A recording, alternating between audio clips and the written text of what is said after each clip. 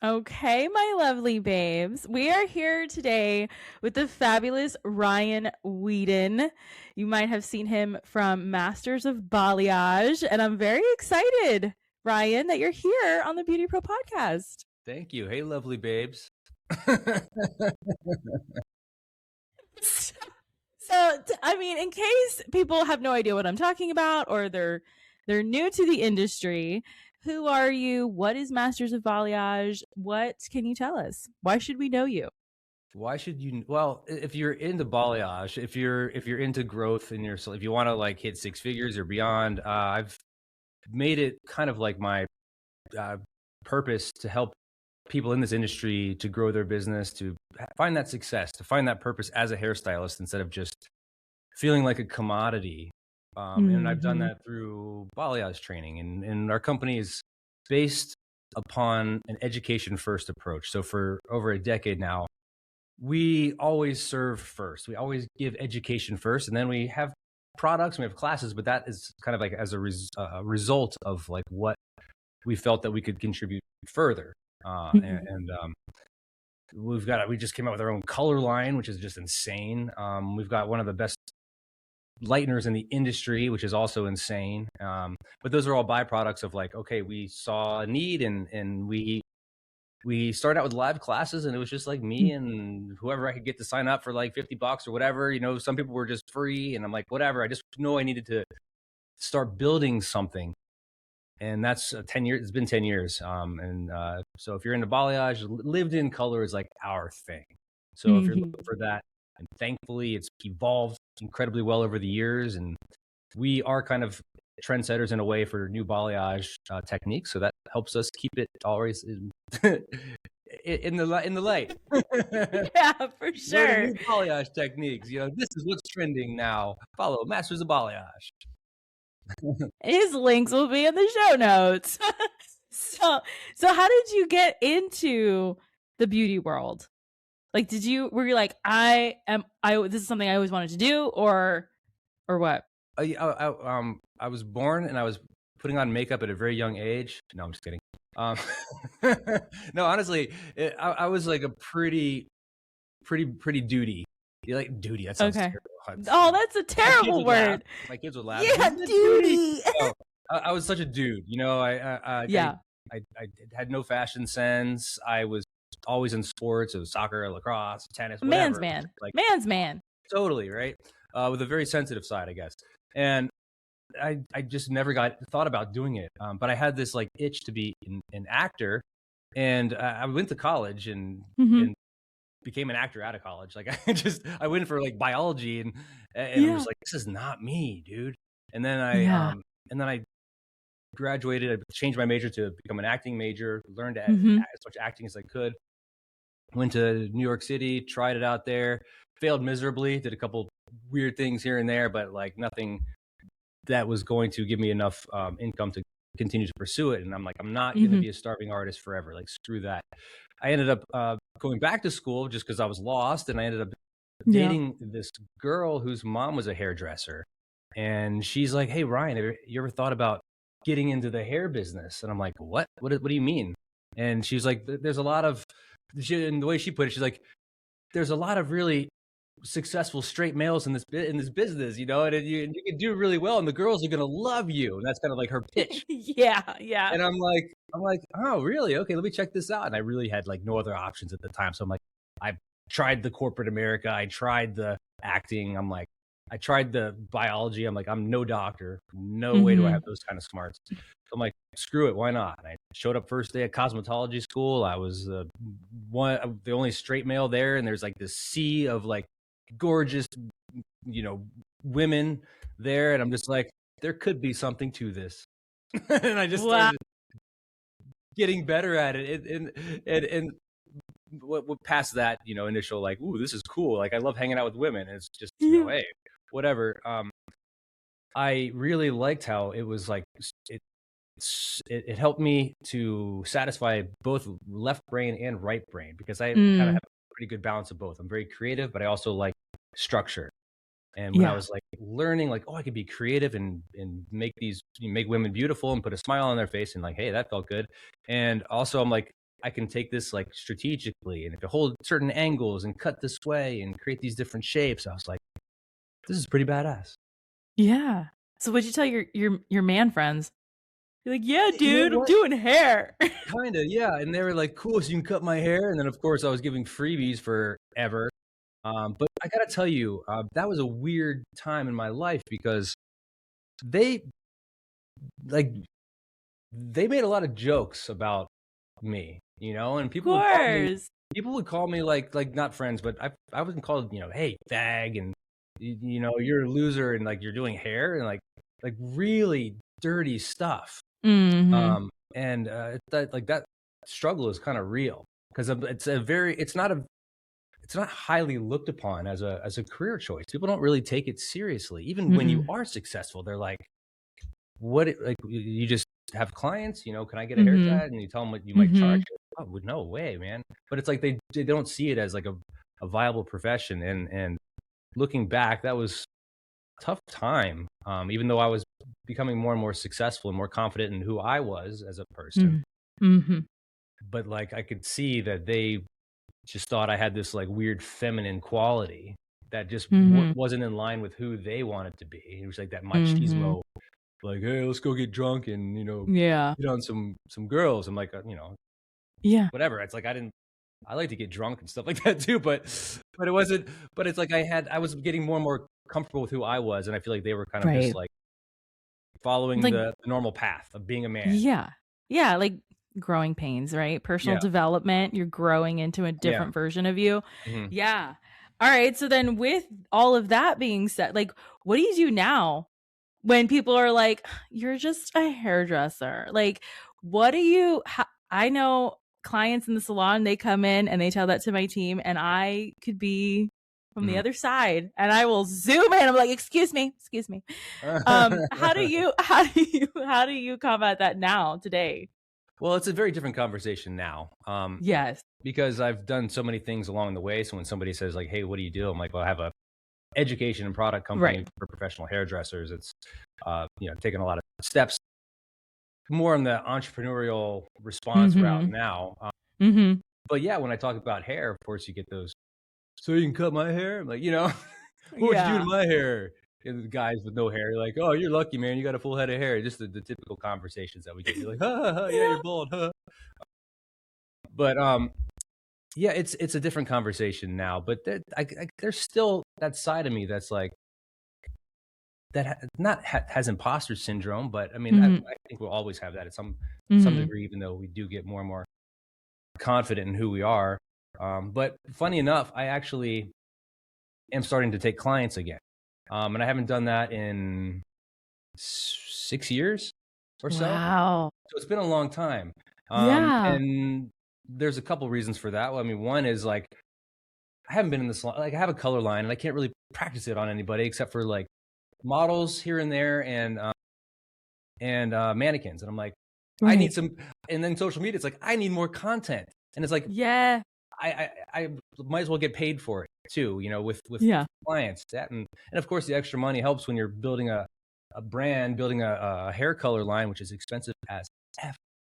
So it's like, we're like at the, we're at the tipping point now, and people are buying it, and salons are taking it over, and that's so exciting. But I mean, it's like, you've taken out loans to get to that point, and it's just like teeter-tottering right here. And it's just like every little bit counts right now to get us over that next threshold so that I can sit back in my yacht and sip Nicolada. No, I'm never live my best life. No. Total money waster right there. Yeah. No, that wouldn't be me. My wife and I had talked about, like, if we ever come into a whole bunch of money, or when we do, optimistically speaking, like, we just want to be on a farm somewhere and hang out with chickens and goats and animals and live off the land. Yes, homestead. That's goals. It used to be like the Lamborghini and all that stuff, and I'm like, have you ever seen one of those things? Those things don't make any sense. They're like, they don't fly off the ground, $400,000. It's, and like, I read somewhere that I read somewhere that they purposely don't put like safety stuff in it because they know people are always going to buy it. And so Yeah. they're like, well, that's part of the appeal. Let's just make a death trap. Yeah. Half of them are But going to wrap around a tree at some point anyway, right? yeah, like let's just do it. It's going to be great. Yeah. Right. All right. So what is a favorite insult that you've ever gotten that is like your driver now? Favorite? Well, I would say it's that just a hairdresser. That, I mean, that, like you're just a hairdresser. And somebody that I used to love a lot told me that.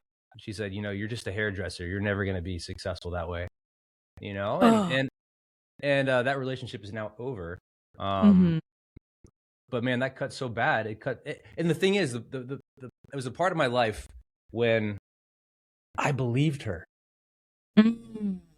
because I didn't see the results. I didn't have the proof. There wasn't like all of this. I mean, I think with social media now we can see that there are people doing really well in this industry, and they don't have to all be celebrity hairdressers. Right. So we have more believability now.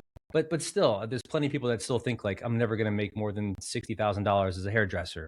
And that's how I was feeling. I was working my butt off. I was training. I was educating myself. I was doing everything I could, but the clients weren't coming, and I didn't see the future in it. And I actually ended up quitting. And you did? Quit doing hair in 2007. Yeah. And then what did you do? I went to corporate America to get a man job. No, boring man job. I'm just like, I gotta man up. I gotta do something I hate. Just get a salary. So I got my first salaried position, and it was only like $50K a year. It was miserable. I was in the cubicle in downtown Dallas. Yuck. And it was just like, there's 400 people on this floor and cubicles, and you don't even know the person next to you. It was like the loneliest experience. Everything smelled like Windex. It's like super clean. It was somebody's birthday every single day. It was like, have you seen the movie Office Space? Yes. It was that to a T. Ugh. That's terrible. It was terrible, and I was miserable. Yeah. Okay. So then, fast forward. So then how did you come back? Like, you're like, screw this garbage. I'm out of here. So like, it was terrible. I was so bad at it. I ended up getting fired from it. That was so bad. It's not funny. Yeah, no, it was fun. It was funny, not funny. Like, I was like, okay, now I started to take unemployment, and I'm like, well, I guess I'll become a real estate agent. I was living in California now because I moved in with my brother because I couldn't afford my own rent anymore. So I moved in to my brother. I'm sleeping on a floor, just like blow up mattress on a floor. I'm 30 freaking 3. Jesus, it's pathetic. I'm on this floor, and I'm like, I guess I'll get a real estate agent because like I'm in California. If I sell a couple houses a year, I'm golden, baby, right? Yeah. And 3 months later, I got my real estate license and started trying my hand at that, and that was miserable. Oh my gosh, most real estate agents are broke. But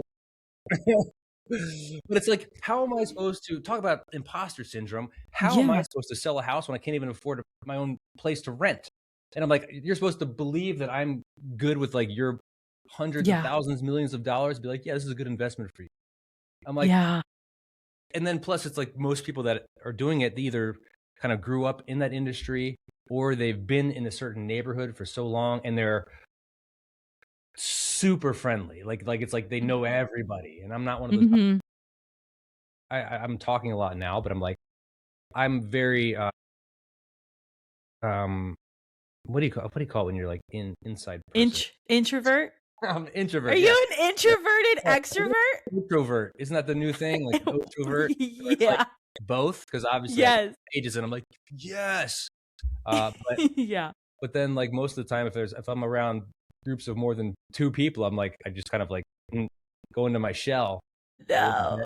And when they start talking about sports or anything, I'm like, no, I can't do that. Did you see the game? Like, what game? Yeah. So I ended up, I was doing real estate. And then I hated it. And I'm like, I got to find a way out of this too. Cause I'm like, I sold a couple of houses, but it wasn't enough to once you split like with the team that you're working with, like you don't really have much left.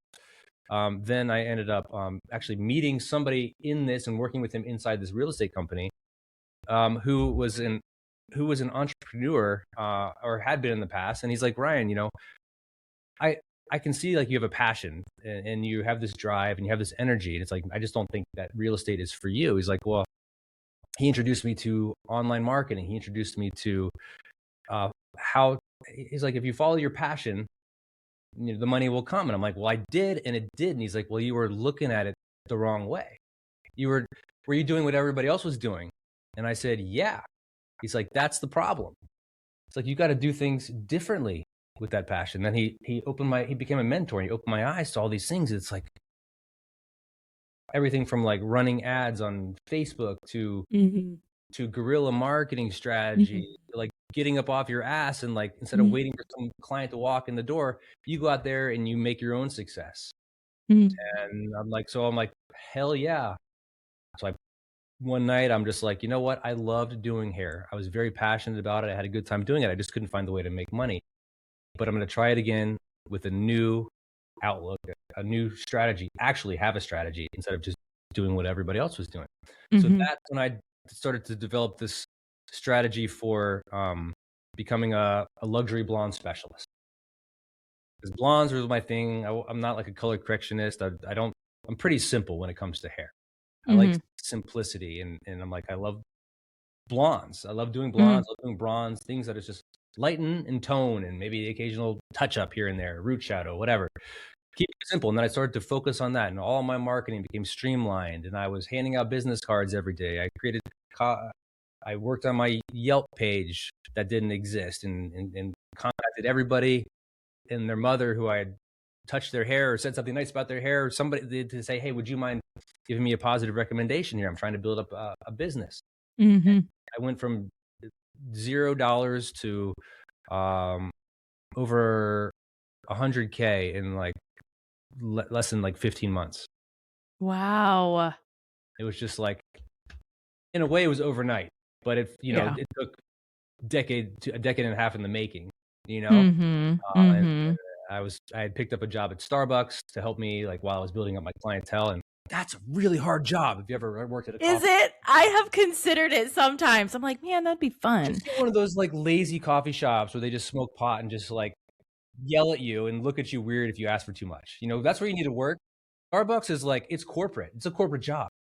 Like you are like, okay, in 5 minutes, you're going to go over here and do this. And then 10 minutes later, you're going to go here. Your lunch break is for 17 minutes. It's like everything is so rigid. It's exhausting. And talk about feeling like you're at least when I was doing it, I felt like a nobody, because it's like next and next and next and next and next. Some people are just, I'd like my milk steamed to 118.5 degrees, please.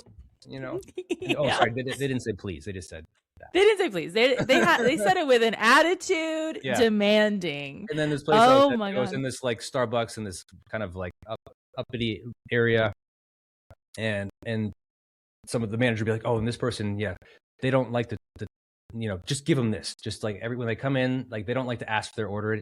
They just give them the espresso on ice, and charge them for it. They don't want to have to ask. Like, yeah. Come on. Come on. Yeah. But that definitely helps with learning how to accommodate your high paying luxury clients, right? Like we got to meet them where they're at. So, all right, that was good training.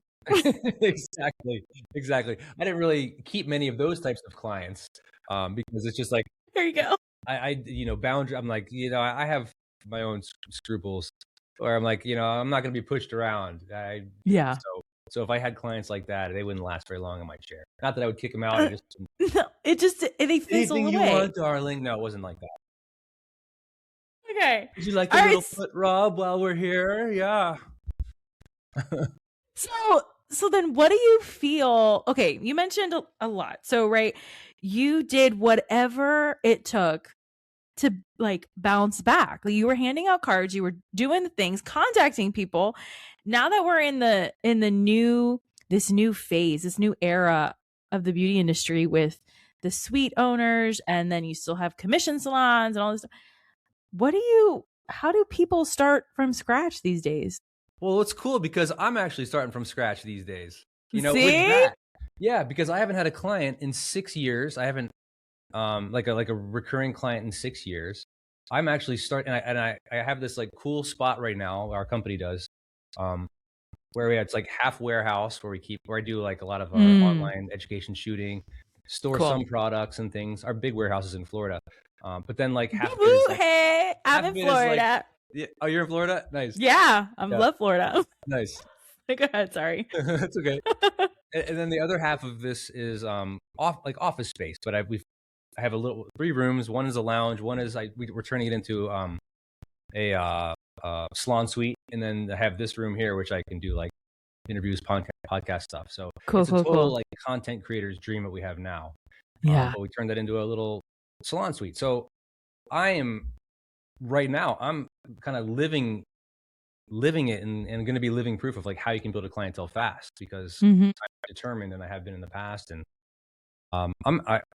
first thing I'm doing is I'm actually running ads, which I've never seen a hairstylist do for their personal self before.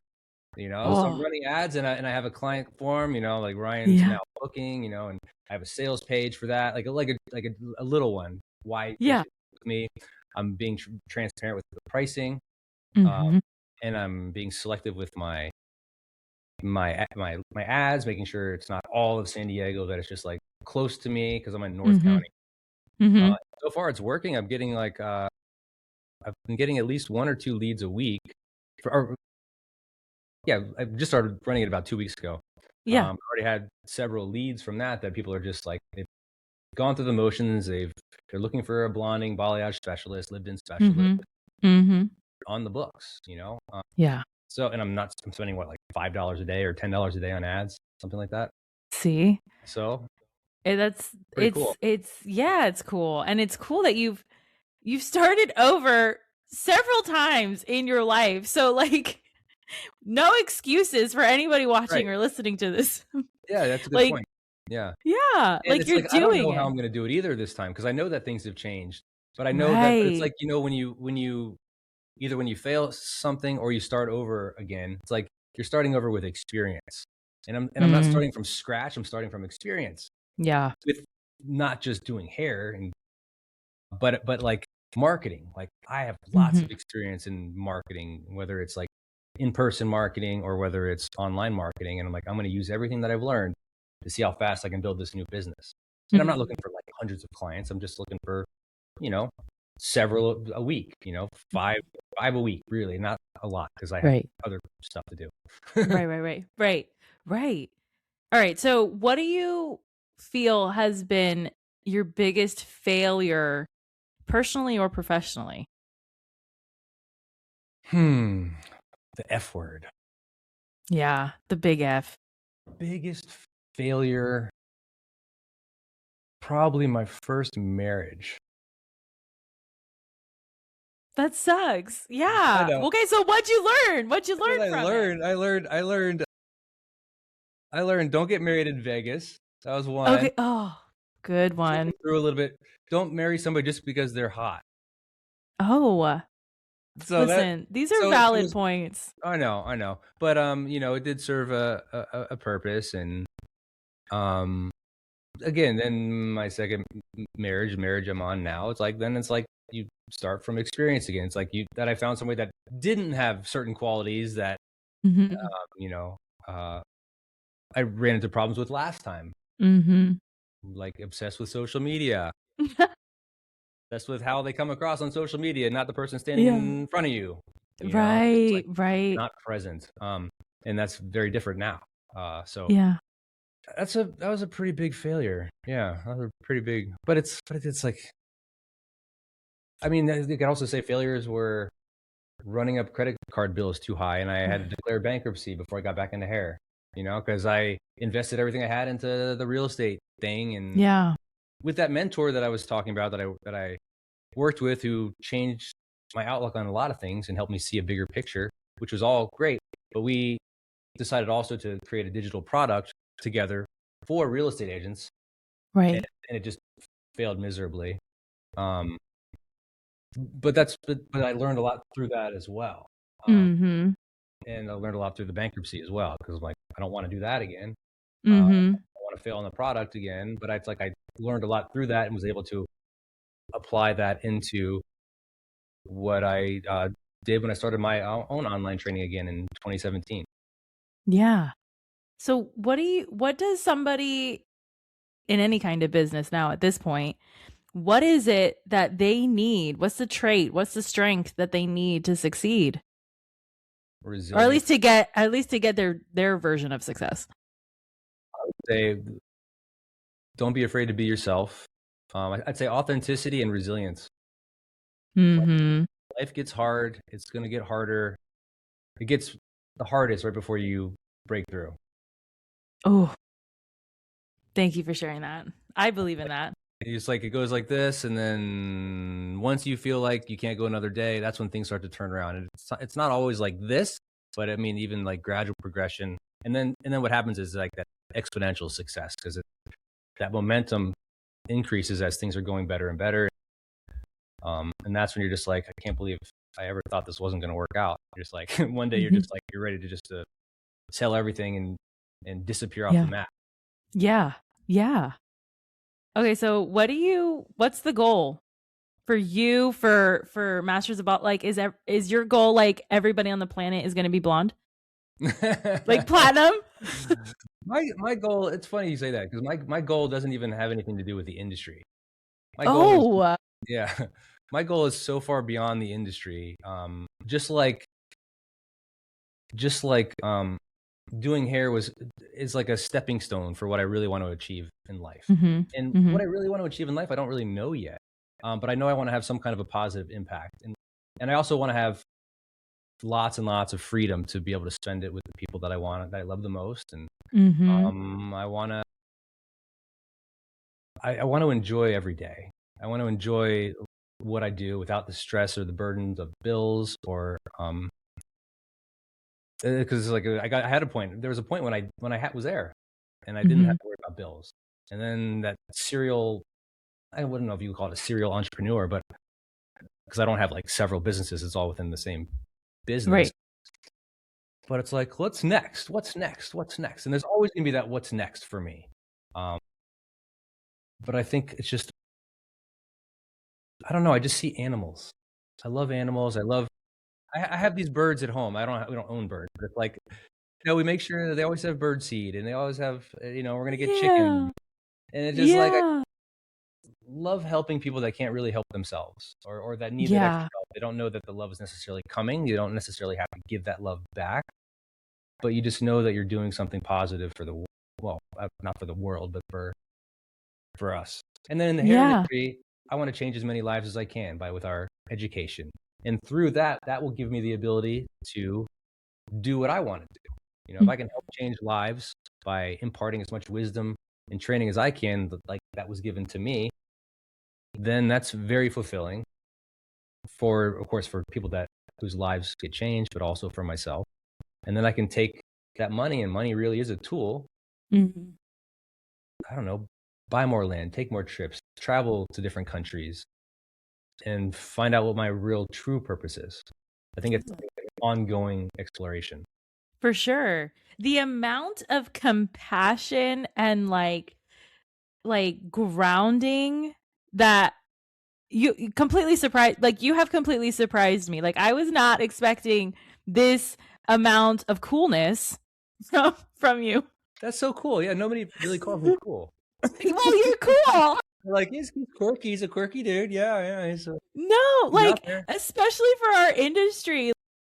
Like everybody's got their mindset, right? Everybody's got their business, their thing that they're doing. And that can be sometimes all consuming, which is totally understandable. But you're like chill, and this is great, and I really appreciate you. Thank you. I'm not always chill, but it's like I love. I mean, we have our moments, right? Good. Right. When things are great. When things are bad. I got you on a good day. Yeah, you got me on a good day. Coffee is kicking today. Yeah. What else they put in that? So what's a lesson that you have learned working in the beauty industry specifically that you wish those real estate agents would have gotten, the marketing people would have gotten, like the one thing? A lesson. Never stop learning, never stop growing. One thing I always have my students in my courses Yeah. do, it's an action item I always have them do in all of our like certification programs, um, is to write down and say, I'm a student for life. So I think once we start to grasp that, it's not just like, hey, I'm a student right now. It's like, I'm always a student. I'm a student. Like, I'm always trying to learn something. I'm always trying to better myself at some degree. Once we stop learning, once we stop being open to that, we stop evolving and we get stuck and we get stagnant and we get lost and bored and hateful and angry and, and we can get Yeah. frustrated along the way. But as long as we're continually growing and building new skills, we're going to keep shaping our mind in a positive way. Yeah. Do you feel that the learning should be more than just in our industry? Oh yeah, absolutely. I think Yeah. people could benefit greatly, hairstylists especially, from learning growth marketing strategies, content creation strategies outside of our industry. Once we're stuck in this hair bubble, we really can only do what other hairstylists are doing. I would not have gotten to where I am today doing the cool things that I've been able to do or create if I was just watching other hairdressers and learning from other hairdressers. Unless those hairdressers have taken it upon themselves to learn from other people outside of the industry. And that's where a lot of great coaches in our industry, that's how they've gotten a lot of respect, because they've stepped out of the hairdresser box to learn new things. Oh, I went to this entrepreneurial conference and I learned this. I went to this marketing conference and I learned this, or I did this coaching through this blah, blah, blah, and learned this. Or yeah, it keeps us sharp. Yeah. It'll open our eyes. I think a lot of hairdressers don't believe that it's possible for them. I mean, I've talked to some and had several coaching groups over the years. And it's like, once I start talking about, hey, I just learned the most amazing thing with AI and it can build a website, it can do this stuff. Let me show you. And it's like eyes glazed over, like tuned out, signing off. I'm like, this is the future. Like, Yeah. this stuff is so magical. And just because it's outside of your understanding right now, get out of your comfort zone and learn those strategies. Learn how to turn on a camera and show up and smile and your authentic self, because the future is us, is authenticity. Yeah. It's learning how to do big things with less work, and that's AI. Yeah. Yeah. What is besides AI, because it is taking over and I have recently like really gotten into it and I love it. Besides that, what is the beauty industry getting wrong? I don't know. What do you think? What do you think they're getting wrong? No, for me personally, I truly feel the industry needs to slow down to speed up. So in other words, we need to communicate better. Communication among teams and in the industry is horrendous, even though that's what we do all the time. So that's for me. But what about you? Well, it makes sense. I think it's a focus thing. Yeah. Nobody's focused anymore. There's a very few people that are actually focused on like knowing like what their next step is, and they get stuck on TikTok and Instagram and just trying to find out what's the next cool thing I can post with no real direction in mind, as opposed to like really creating that like that self GPS, that personal guidance system, where it's like, okay, let me get clear on where I want to go. What do I want to have? What do I want in my life? Like, how am I going to know when I get there? And sometimes, a lot of times, people will say like, I don't know. Well, then I always tell them like, well, work backwards. What do you not want? Well, I don't want this. I don't want that. I don't want that. I don't want to live here. I don't want drive a crappy car. I don't want to have bills. And then you're like, okay, well, then you don't want those. So let's reverse those. What do you want? Oh, I want to drive this car. That would be cool. Oh, I want this amount of money in my account. That would be awesome. I want to live in this beautiful city. That would be cool. And then you start to develop this like vision of where Yeah. you want to go. And then I would say, next thing, do a vision board, put it, Yeah. especially with AI now, you can be like, show me Yes. driving a fucking Lamborghini, Yeah, it's know? great. I'm gonna do it and I'm gonna Yeah. post it and I'm gonna Yeah. tag you. Yeah. Please do. Please do. Like you can have, I used to like use Photoshop and like put Yeah. me holding up a best-selling book at one point. And like, that's not really a Yeah. goal of mine anymore, but it's like, Right. that was on one of my vision boards, but now you can make it so easy and you could do it so quickly. So I'd say Perfect. that. And then it's like, then you got to figure out where you're at. It's all about direction. Because without that, we're just like, well, okay, what is it? It's Thursday. What am I going to post today? Okay. Mm-hmm. Friday. What am I going to post today? Okay, let's see what else is going on TikTok. As opposed to like, what am I trying to accomplish today? What am I trying Yes. to reach today? Who am I trying to serve today? Mm. The messaging is getting Is confused everything. because there is no message.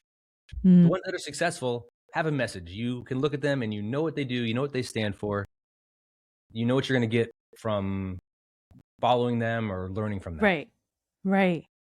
Okay, so is this whole process that you just talked about, this reverse engineering basically, Yeah. is that how you came up with the the payment scale of how to like, I don't know how to say it. The word is like not coming out right, but like how to charge for balayage?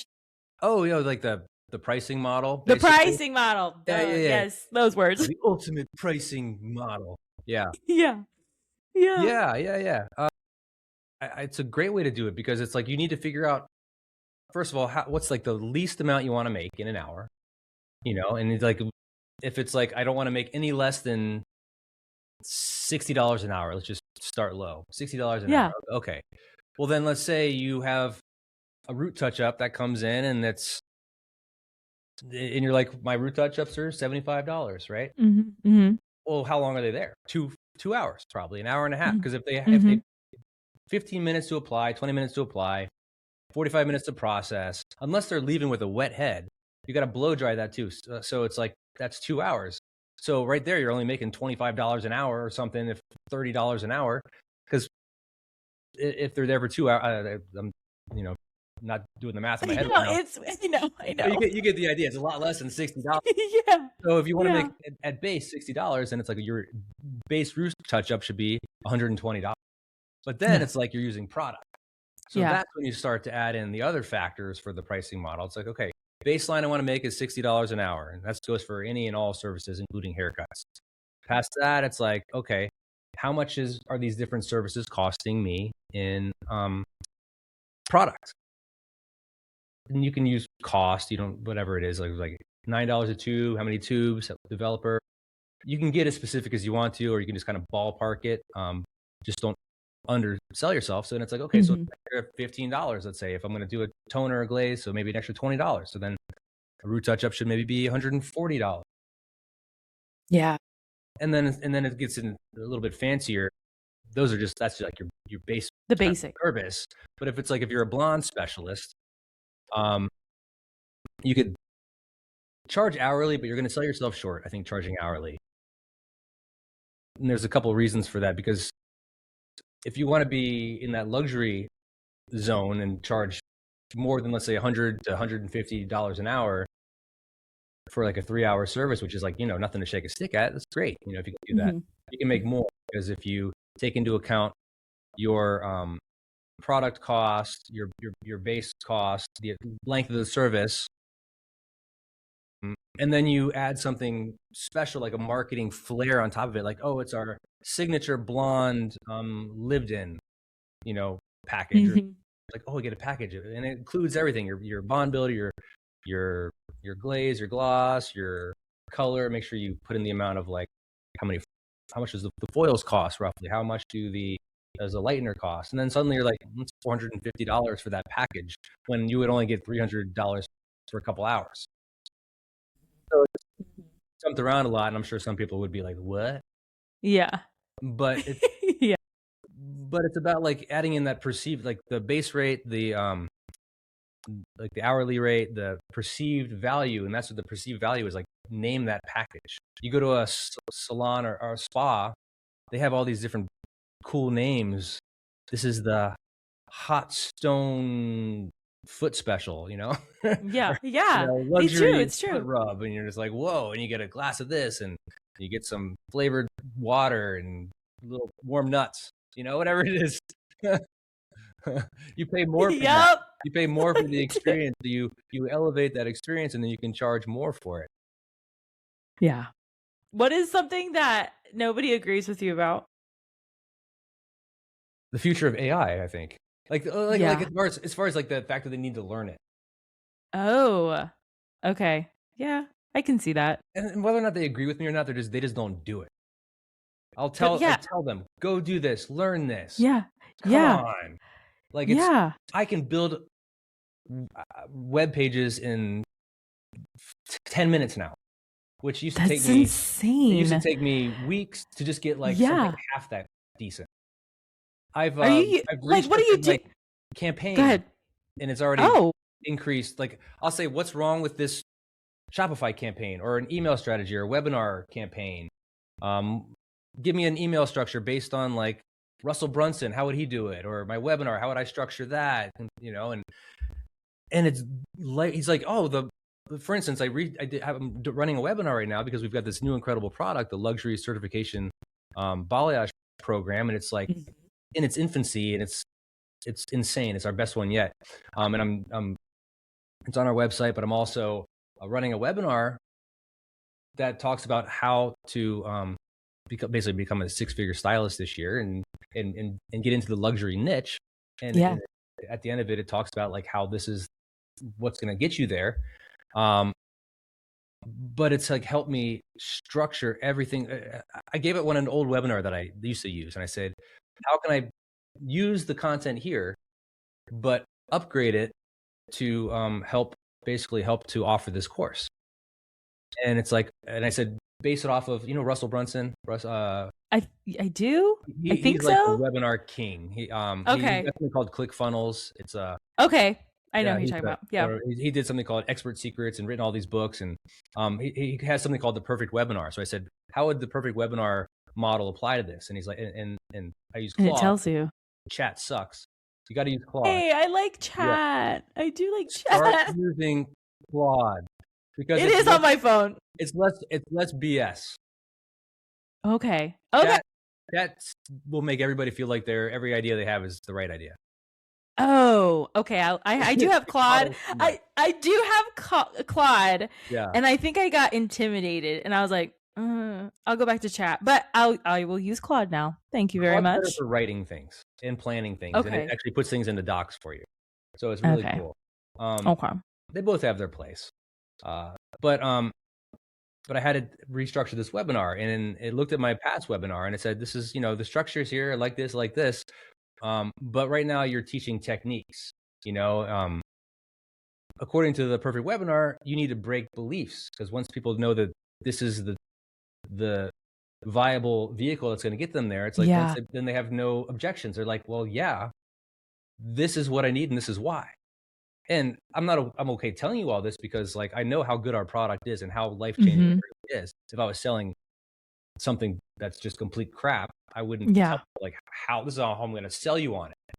Right. Show you what you're thinking right now, because I've been there, I know it, but also like how this removes those limiting beliefs that we've been told, like take every client. If you're good enough, you should be able to take every client. I can't charge that much in my town. These kinds of beliefs. Once you realize that's all really just a ceiling you gave yourself, or the industry gave you back in cosmetology school, then you start to realize your potential. Yeah. And AI did that. Powerful. And it's just like changed everything. And I actually am having fun doing it. And it's awesome. Well, because you get to like, a computer is literally telling you what works, but you're learning at the same time. Yeah. It's not so much that it's doing it for you. It's teaching you by showing you, if that makes sense. Yeah. So I'm all for it now. It took me a hot minute to get into it, but my biggest advice on that for anybody though is like, don't rely on it for everything, because it will make you stupid. It will make you stop thinking. I've even noticed it with my kids, and I'm playing Zelda with them. Like I have Zelda. They brought out Zelda? Yeah, I brought it back. I'm like, you guys see this game. You know, on the Nintendo Yeah. Switch, and I played it a long time ago, and I never actually finished it. So I'm like, I'm gonna finish it this time. I just started playing it again, and my kids are watching it, and my son calls it Link. Oh, let's go play Link. I'm like, you know, because Link is. But it's just so funny watching them. But I'm to a point right now where I'm not going to spend weeks and weeks on like one board or one dungeon or thing, and I'm like, I'm gonna YouTube it and see how they get through this or how they beat this leader, right? So my kids have seen this, and then I can already see it. They're just like, if I get stuck somewhere, because that was one of the cool things about games like that. It's like you start to feel good by solving these different puzzles and these riddles. But now there's an answer out there whenever you want it. Yeah. So they're just like, well, just if I'm working on something for a couple of days and I can't figure it out, and my kids know that, they're just like, well, just Google it, Daddy. And I'm like, yeah. I don't want you to think that you can just Google everything, and then you need to learn how to think on your own and solve puzzles. Yeah. Because that's how you build that sharpness. And once we lose that, then the computers will control everything. Terminator is coming. Yeah. All right. So time is going. So first of all, how can anybody get in contact with you? How can they get their hands on this new color line that is coming or is out? Oh, it's out. How do they get it? Oh, yeah. Well, easy. Mobprofessional.com is where you can go for our color to learn about that, learn about our I'm going to say industry's best lightener. It's called Nova. It's an amazing 9-level lift. And it's just insane. So there's that. And our color is called Soho Luxury Color. That's at Mob Professional. Only 59 shades. Super simple because I need simple color. Every shade is amazing. It took us like 3.5 years to create. And so please go buy that because my kids need chocolate milk. Please do it. And then also online training is Balayage. You can go to mastersofbalayage.com for everything. So all the links are there. I probably should have stared with that. So mastersofbalayage.com. Online education, live events, products. Get in touch with me. Hey, if you want to come get your hair done by Ryan Weeden, do it. We're gonna have all of that in the show notes too, so check it out. And then what's a question that I did not ask you that you wish I did, and how would you have answered? Gosh, how do you look so young? Oh, my bad. I mean, gosh, you look great today. No, I've been feeling. I'm not gonna say. I have been feeling good, but I turned 49 this year. What? Yeah, you do. I know. Do you got my hair and everything? You have Rob Lowe's skincare, don't you? Is that what is it?